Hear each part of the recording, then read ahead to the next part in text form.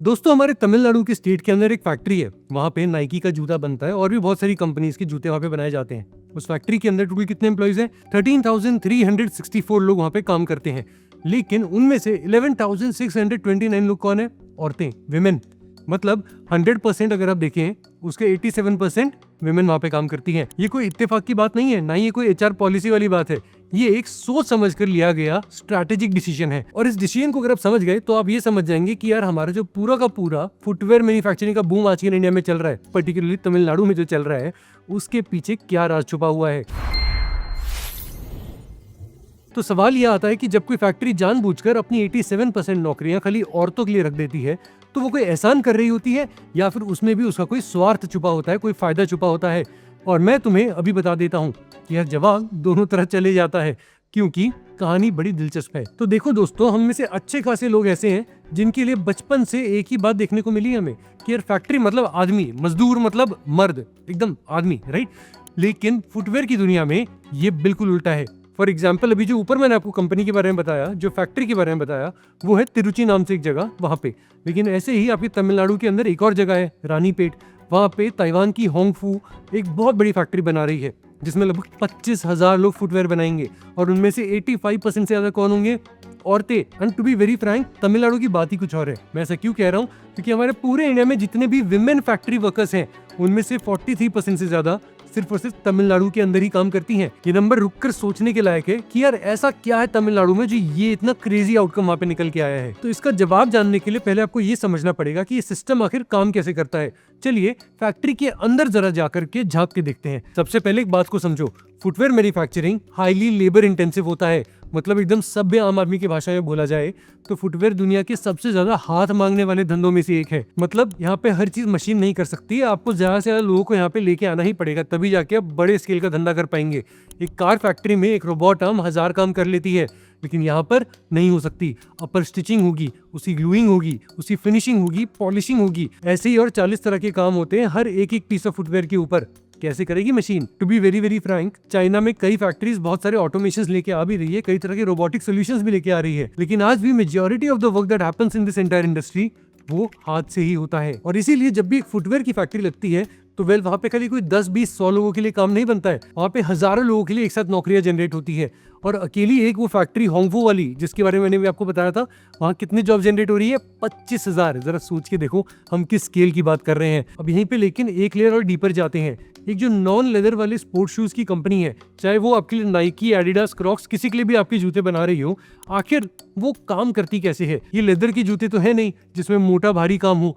ये synthetic material का जूता होता है जिसमें बारीक स्टिचिंग होती है, हल्की हीट प्रेसिंग होती है, छोटे मोटे पार्ट्स को ठीक से जोड़ना होता है। इसको आप ऐसे समझ सकते हो कि बहुत बड़ी फैक्ट्री में बहुत सारे असेंबली ऑप्स हैं और यहाँ पे वो वाला काम हो रहा है। और ऐसे काम की खासियत क्या होती है कि यहाँ पे ताकत का काम नहीं होता है, यहाँ पर सब्र और प्रिसीजन का काम होता है। एंड अच्छे खासे फैक्ट्री ऑपरेटर्स जो होते हैं, मालिक जो होते हैं, उनका ये मानना होता है कि यार चाहे आप ताइवान में बैठे हो, वियतनाम में हो, इंडिया में हो, चाइना में हो, कहीं पे भी क्यों ना हो, इस तरह के काम में औरतों की काम की क्वालिटी थोड़ी बेहतर निकल के आती है, क्योंकि कहीं ना कहीं पेशेंस थोड़ा सा ज्यादा होता है, प्रेसिजन थोड़ा ज्यादा होता है। पहले ही बोल रहा हूँ भैया, कोई ऑफेंड मत हो जाने कि अरे तुम मेन एंड विमेन के अंदर फर्क कर रहे हो। जो है ग्राउंड लेवल पे वही बता रहा हूँ। और यहीं पे आता है इस पूरी कहानी का दूसरा सबसे इंपॉर्टेंट पहलू कि यार ये जो फैक्ट्रीज हैं कहीं ना कहीं ये जानबूझकर कि चेन्नई जैसे बड़े शहरों के अंदर क्यों नहीं लगाई जाती हैं। अब ये आंसर आपको समझ में आने लग गया होगा। नहीं आया है तो मैं आपको बता देता हूँ। देखो फैक्ट्रीज कहाँ लगती है? ये लगती है तिरुचि में, रानीपेट में, पेरम्बलूर में, ये लगती है आपकी अरियालूर में या फिर कल्लाकुरिची के अंदर, उन जिलों में जहां पर अब तक खाली खेती होती आ रही थी। ऐसी जगह जहां पे एक गांव की लड़की के पास अपनी कमाई का कोई भी जरिया ना हो, आगे पीछे उसको या तो घर संभालना पड़े या फिर वो निकल के खाली खेती बाड़ी में अपने घर वालों का थोड़ा कोई साथ दे दे। अब ऐसी ही एक लड़की का एक बार एग्जाम्पल ले लेते हैं। मान लीजिए 28 साल की सुल्ताना नाम से एक लड़की है जिसने 10th पास कर रखी है। अब पहली बार वो अपने हाथ से कुछ पैसे कमाने लगी है और उसकी सैलरी क्या है? ये ताइवानी जो फैक्ट्री है वो उसे 13,000 से 15,000 रुपए पर मंथ दे रही है, जबकि उस इलाके में उसे खेती बाड़ी करके हर तरीके से शायद वो बेस्ट 8,000 रुपए कमा पाती थी।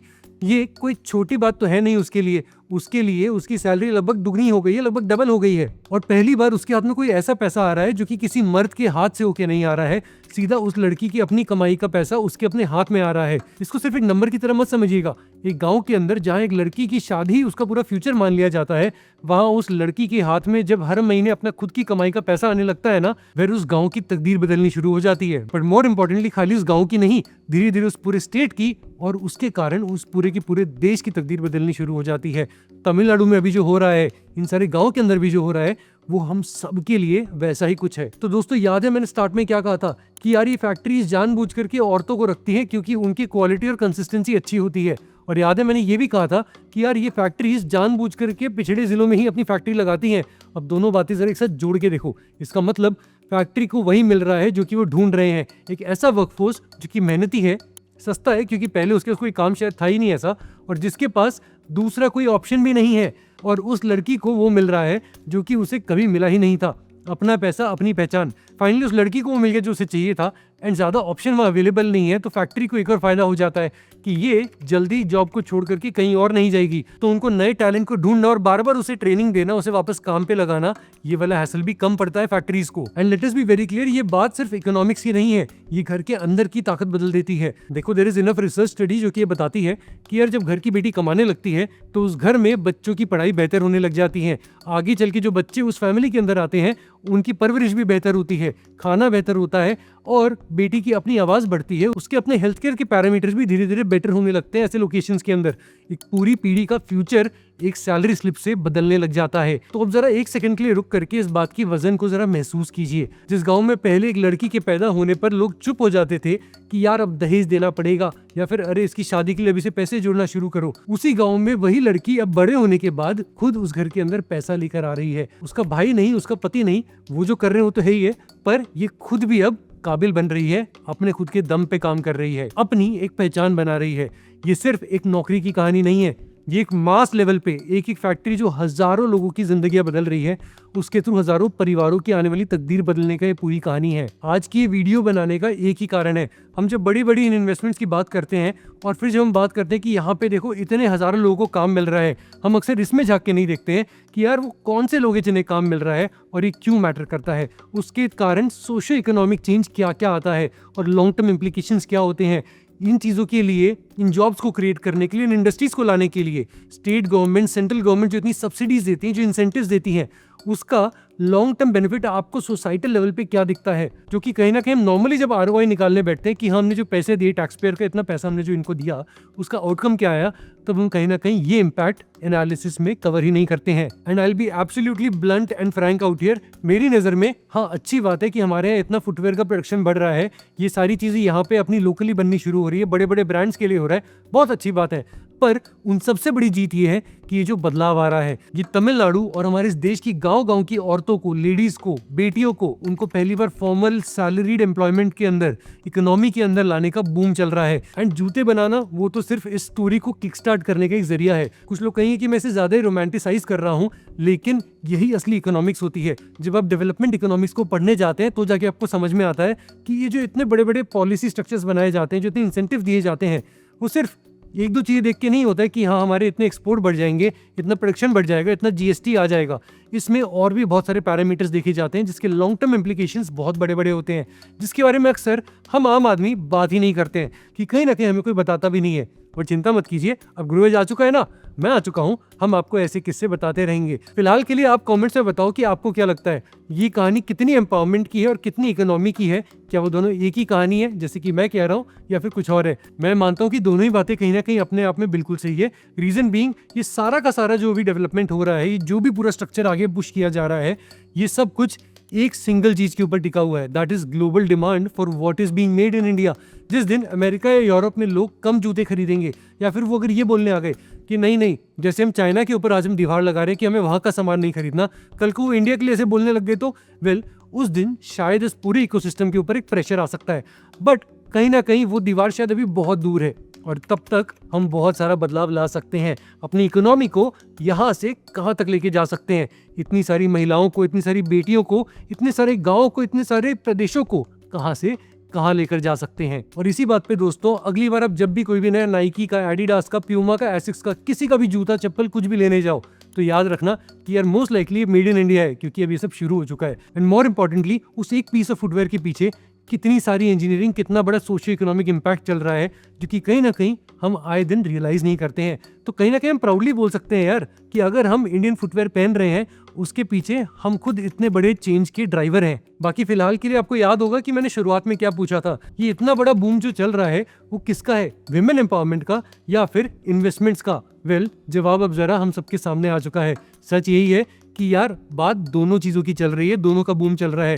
कंपनीज को अच्छा, सस्ता, भरोसेमंद वर्कफोर्स यहाँ पे मिल रहा है और इतने बड़े नंबर्स में मिल रहा है कि उनके लिए जो नीड है वो तमिलनाडु एंड कहीं ना कहीं पूरे इंडिया यहाँ पे पूरा कर रहा है।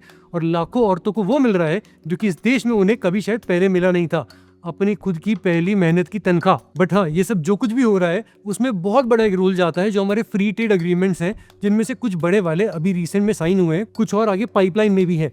जैसे जैसे ये वाली डील्स होते जाती हैं, ऐसा जो इकोसिस्टम क्रिएशन का पूरा काम अभी चल रहा है उसको और ज्यादा सपोर्ट मिलेगा और ज्यादा बढ़ावा मिलेगा, क्योंकि एनेबलिंग इकोसिस्टम और ज्यादा बढ़ेगा हमारे मेड इन इंडिया फुटवेयर के लिए और बाकी सारे प्रोडक्ट्स के लिए भी बाहर डिमांड और ज्यादा बढ़ते जाएगी। सो लेट अस होप कि ऐसी ही चीजें और भी होती रहे। इसको डिटेल में कवर करते हुए हमने एक और वीडियो पहले हमने बनाई हुई है, आप जाके उसे देख सकते हैं। फिलहाल के लिए लेकिन आज का डीप डाइव वीडियो यहाँ पे खत्म होता है।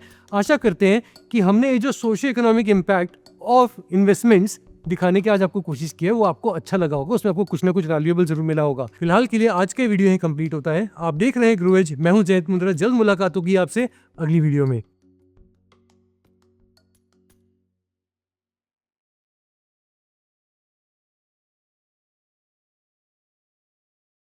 Investment in securities market are subject to market risks. Read all the related documents carefully before investing. Please read the risk disclosure documents carefully before investing in equity shares, derivatives, mutual fund, and or other instruments traded on the stock exchanges.